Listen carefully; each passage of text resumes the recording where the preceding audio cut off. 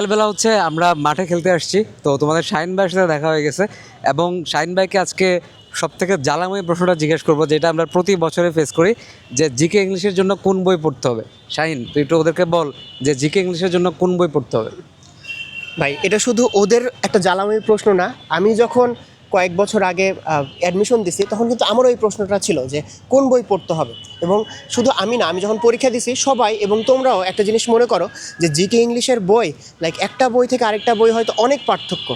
একটা বইতে এক জিনিস লেখা আছে, আরেকটা বইতে হয়তো অনেক অন্য কিছু নিয়ে লেখা আছে, এটা তোমরা মনে করো। বাট এই যে এই স্টেজে এসে যখন অনেকগুলো বই অ্যানালাইসিস আমরা করতেছি, ভাই আপনিও তো বিগত কয়েক বছর ধরে তো পড়াচ্ছেন, হ্যাঁ, 5-6 আমি বছর দেখছি। ধরে পড়ায়, তো আপনিও দেখছেন। সো যেটা হয় যে সব বইতে প্রায় 19-20 সেম জিনিস থাকে। ধর আমাদের আরটিডিএস এর বই বা ধর অন্যান্য কোচিং রেটিনার বই, উন্মেষের বই, সব বইতে জিকে এবং ইংলিশটা দেখা যায় যে সেম টাইপের জিনিসপত্রই থাকে, একটু 19-20 চেঞ্জ হয়। বাট তোমরা যেটা মনে করো যে এই বইতে হয়তো অন্য স্পেশাল কিছু আছে, এটা পড়লে চান্স হয়ে যাবে, এরকম না রে ভাই। কোনো একটা বই পড়লেই হয়েছে জিকে ইংলিশের জন্য। বাট তুমি যেটাই পড়ো না কেন ফুল ইফোর্ট দিয়ে তোমাকে পড়তে হবে, বুঝে পড়তে হবে। জাস্ট তুমি একটা বই কিনে তোমার টেবিলে সাজায় রাখলে এরকম করলে হবে না। তুমি যেটাই পড়ো না কেন তুমি ভালোভাবে পড়তে হবে।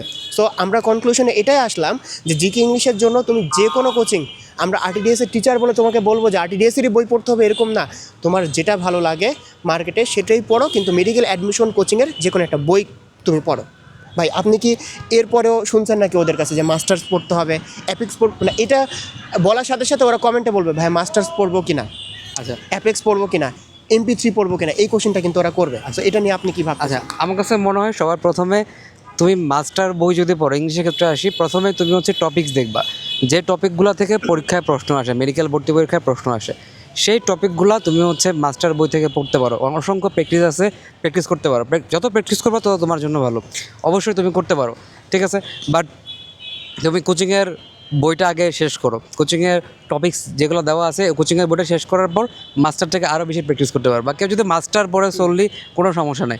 আগে ওই টপিকগুলো হচ্ছে যেগুলো থেকে অ্যানালাইসিস থেকে আসছে, আমরা অলরেডি অ্যানালাইসিস দিছি তোমাদেরকে, সেখান থেকে সলভ করবা। আর জিকের ক্ষেত্রে আমি জাস্ট একটু বলি, জিকের ক্ষেত্রে হচ্ছে মানে অনেক ইনফো দেওয়া থাকে বাজারে, যে বইগুলো জুবায়ের জিকে MP3 অনেক বই দেওয়া থাকে। তো আমি একটা উদ্যোগ নিয়েছি পার্সোনালি, যে হচ্ছে আমরা হচ্ছে যে যতগুলো ইম্পর্টেন্ট লাইন আছে জুবায়ের জিকে MP3, সেগুলো হচ্ছে আমি দাগাই দিব। এটা 1 সপ্তাহ 10 দিনের ভিতরে ইনশাল্লাহ PDF আকারে ওদেরকে দিয়ে দিব, যে কোনগুলো তোমাদের লাগবে। আর তুমি যদি কোচিংয়ের বই পড়ো, ওগুলো স্পেশালাইজ করে বানানো, যে মেডিকেল অ্যাডমিশনের জন্য, তো কোচিংয়ের তুমি জিকে বই পড়তে পারো। আর জুবায়ের জিকে MP3 পড়লে সব পড়া যাবে না, ঠিক আছে। ইম্পর্টেন্টগুলো তোমাকে পড়তে হবে। ইম্পর্টেন্টগুলো যেগুলো থেকে দেখবা তুমি BCS-এ কেমন প্রশ্ন আসে, মেডিকেল ডেন্টাল আগে কেমন প্রশ্ন আসছে, ভার্সিটিতে কেমন প্রশ্ন আসছে, এটা দেখে ওই লাইনগুলো পড়বো। অনেক ইনফো এক্সট্রা দেওয়া থাকে বা একটা হিস্টোরি হিসাবে দেওয়া থাকে, ওগুলো তোমার লাগবে না। ওগুলো যদি গাধার মতো মুখস্থ করতে যাও তাহলে কিন্তু প্রবলেম। যারা আমাদের কোর্সে আছে তাদের ক্ষেত্রে আমরা যা যা লাগবে ক্লাসে পড়াই দিই। বাট অনেক স্টুডেন্ট আছে যারা হচ্ছে অফলাইনে পড়তেছে বা মানে নিজে নিজে প্রিপারেশন নিচ্ছে, তাদের ক্ষেত্রে এই জিনিসটা কথা থাকবে ভাই, যে কোনো কোচিংয়ের বই আগে শেষ করো জিকের ক্ষেত্রে। এরপরে তুমি জুবায়ের জিকে MP3 থেকে প্র্যাকটিস করতে পারো। প্রশ্নগুলো প্র্যাকটিস করলে কিন্তু অনেক কিছু হয়ে যায়। আর থিওরি পড়তে গেলে অবশ্যই ইম্পর্টেন্টগুলো পড়বা। আর ইংলিশের ক্ষেত্রে ভাই তুমি টপিক দেখে দেখে মাস্টার থেকে পড়তে পারো। এখানে আমার মানে সে নাই আসলে। এইখানে ভাই আমি একটা জিনিস অ্যাড করবো ওদের সাথে, ওরা তো আসলে অনেক কিছু বোঝে না। একটু তোমাকে বলি, দেখো তুমি যে শুধু নিজে জিকে ইংলিশ পড়তেছো এরকম তো না। যারা BCS প্রিপারেশন নিচ্ছে, ভাই আপনি জিকে ইংলিশ পড়ছেন কিনা? তারপরে যারা জবের প্রিপারেশন নিতেছে, হ্যাঁ, তারপরে যারা ভার্সিটি প্রিপারেশন নিতেছে, তারাও কিন্তু জিকে ইংলিশ পড়তেছে। সো মাস্টার্স বইটা ইংলিশটা কম্পারেটিভলি একটু সহজ এবং একটু গুছানো আর কম্প্যাক্ট আর Compact. তো দেখো জিকে ইংলিশ যে তুমি শুধু পড়তেছো এরকম না। তুমি ভার্সিটিতে যাও, BCS-এ যাও, জবের প্রিপারেশন যাও, সব জায়গায় জিকে ইংলিশ আছেই।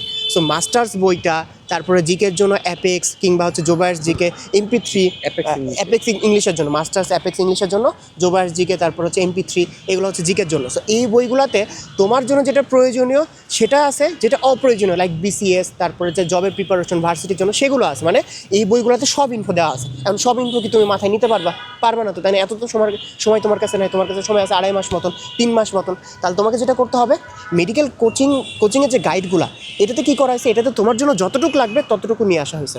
সো আমার সাজেশন আগে এটাই থাকবে যে মেডিকেল অ্যাডমিশনের যে কোচিং, ওই কোচিংয়ের তুমি আগে বইগুলো শেষ করবা, ইংলিশ বলো বা জিকে বলো। শেষ করার পরে ধরো তোমার কাছে এখন টাইম আছে, তুমি আগামী 1 মাসের মধ্যে শেষ করে ফেলছো। এরপরে তুমি মাস্টার্স থেকে যে ইম্পর্টেন্ট টপিক, সব টপিক পড়লে হবে না, যেরকম identification of parts of speech অনেক ইম্পর্টেন্ট টপিক, অনেক important। এইটা তুমি আগে মাস্টার্স থেকে প্র্যাকটিস করো, মানে যেগুলো অ্যানালাইসিস দেখবা যেই টপিকগুলো থেকে প্রশ্ন আসে এই টপিকগুলো, এরপর হচ্ছে ওই যে বাড়তি যে বইগুলোর কথা বললাম ওইগুলো থেকে তুমি হচ্ছে জিকে বলো বা ইংলিশ বলো, এগুলো তুমি সলভ করবা।